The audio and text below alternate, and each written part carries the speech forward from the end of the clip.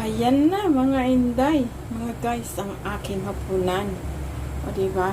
Pritong eggplant at syempre ang ating bagoong na patis na may sili at may suka.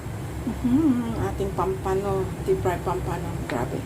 Sobrang laki niyan mga inday, mga guys. Jo. Yes.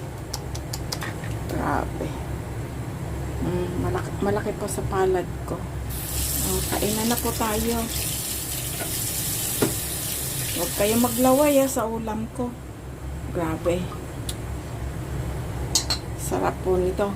Ang kay grandpa naman po ay steam na lapu-lapo.